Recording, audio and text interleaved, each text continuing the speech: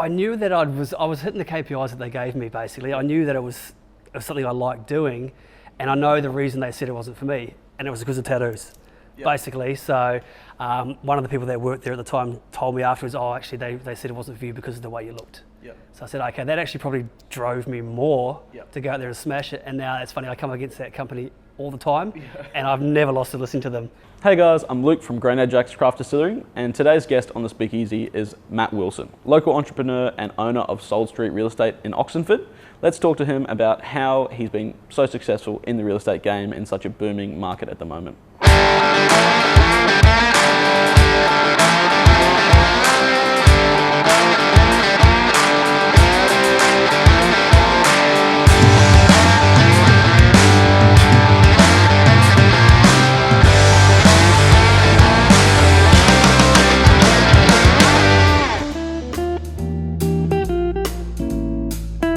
Thanks, mate. Thanks for coming in. Cheers for having me. Appreciate it. No worries. So who are you, mate, for those who don't know? So my name's Matt Willson. I'm one of the owners of Soul Street Real Estate, along with my business partner, Tennille Glassop. Yeah, cool. And how long have you had Soul Street for? Soul Street, we've been open just on 3 years now. Yep. So I've been in real estate about 10, 12 years now, and then coming up 3 years of owning the business. Yeah, well. And before then, did you do real estate on the coast as well? Yeah, always been in real estate on the coast. Started off in an office it was in Coomera. Yep. I was told by them after 3 days that you're not what we're looking for, real estate's not for you. Yeah. Funny story about that is they told me real estate's not for me, and Yep. then 2 years later they called me and said, hey, can you come and manage one of our offices? Yeah. They got a short, sharp answer, and I think they remembered who I was after that. So then moved to another office in Paradise Point, Yep. and then out to Oxenford where we are now.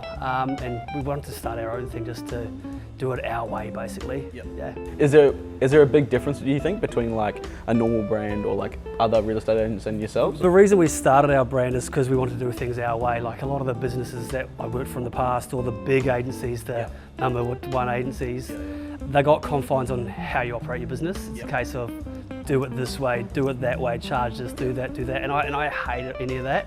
I want to do things sort of my way or our way to make it better for our clients, basically. I mean, I don't have the standard look as a real estate agent, as you can probably tell, and then it works better for me. I mean, suits don't sell houses. Suits don't. Like, I can sit there at an open home and people will say to me, "Where's your suit? Why aren't you in a suit jacket?" It's the Gold Coast. It's 30, 35 It'd be bloody hot degrees, today in a mate. suit. Yeah. I'm hot today in this, so I'd rather be comfortable and be able to talk to my buyers and be comfortable rather than sitting there worrying about how I look, worrying about sweating and worrying about, you know, my image. Instead, I'm there to sell the house. They're not there to see me, they're there to see the house, basically. So, yeah. What made you like just keep going when they said, oh, real estate's probably not your deal?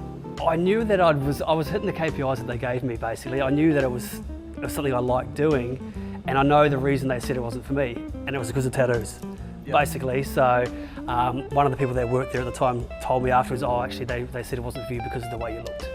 So I said, okay, that actually probably drove me more to go out there and smash it. And now it's funny, I come against that company all the time, and I've never lost to listening to them. And I always think, oh yeah, it's because of the way I look. So I am who I am. I'm not trying to sugarcoat it. I think the days have gone of real estate agents having to look a certain way and drive a certain car and be schmarmy and salesy. I am who I am, and it works. I outsell all the schmarmy agents out there anyway, so it works for me, man. And I'm happy and I'm comfortable being myself. I don't act like I'm somebody that I'm not. So.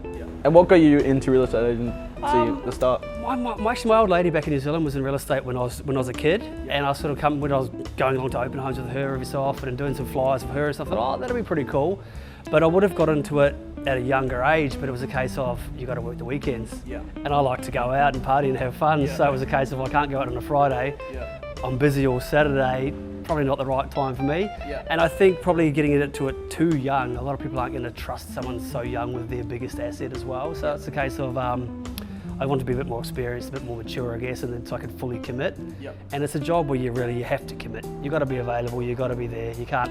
If you don't show, you can't call in sick. You can't not show up, otherwise you're done. So, and then I've loved it ever since, basically.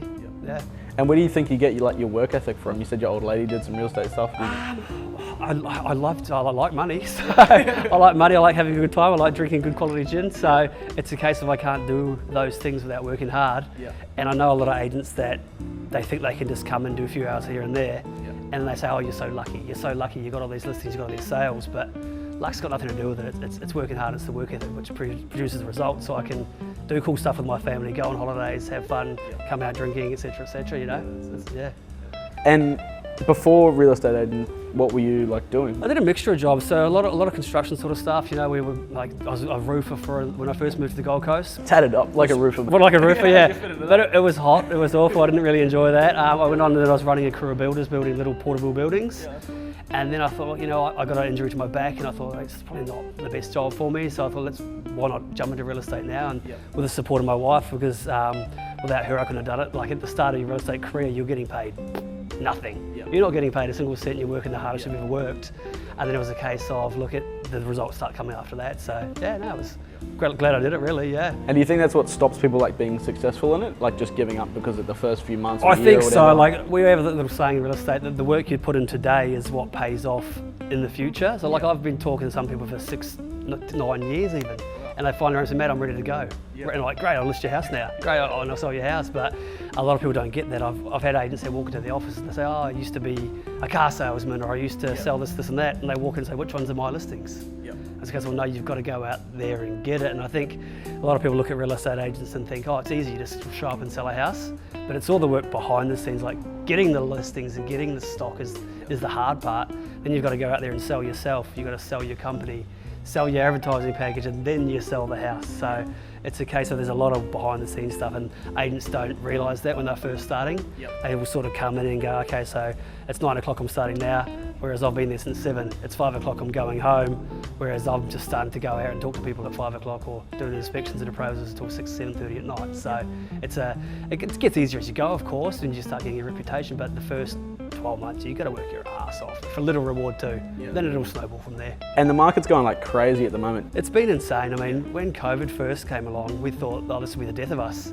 We locked our office up for about 3 weeks. All the shops around us were closed. We thought, oh, we'll just ride it out and see what happens. And then we came back and all of a sudden it's just gone ballistic. There's buyers galore. There's more people I've ever seen ever wanting to buy properties. I mean, it's starting to slow down a tiny bit, but the prices are set now and they're done. So it was. I know it's probably bad to say, but COVID was great for our industry, really. So yeah. Yeah, it's definitely at this moment. Up on the coast too, I think we've been like tremendously lucky in the scheme of things compared to other states. I think so, yeah. Victoria, New South Wales got smoked. And that's helped us as well. A lot of people saying, oh, we've been in lockdown, let's move up to the Gold Coast. So we're starting to get that little bit of interstate buyers come up. Not as much as people are making out, but there's still a few interstate buyers coming up. So yeah.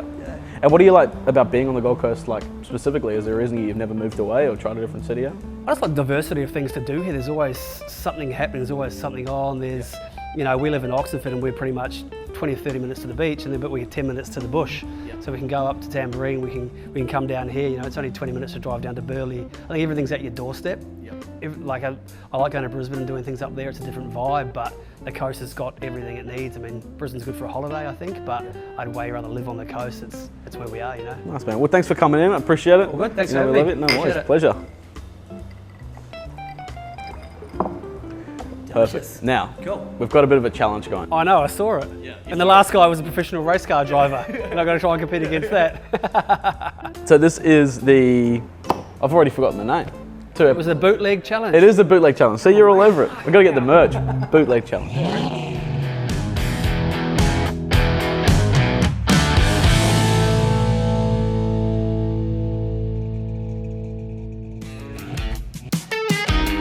Rightio, Matty. So this is the Bootleg mobile. Alrighty. That's it. Your truck has got to go around the barrel at the end here, and then you've got to park it back up at the bar. Okay. The time starts when you put the bottle in the back, and it'll stop once you've reached the bar. You've got to stay in the station unless the bottle comes off of the truck, and it's a 1 second penalty if that is the case. All right? Let's do it. Ready to go? 3, 2, 1, go.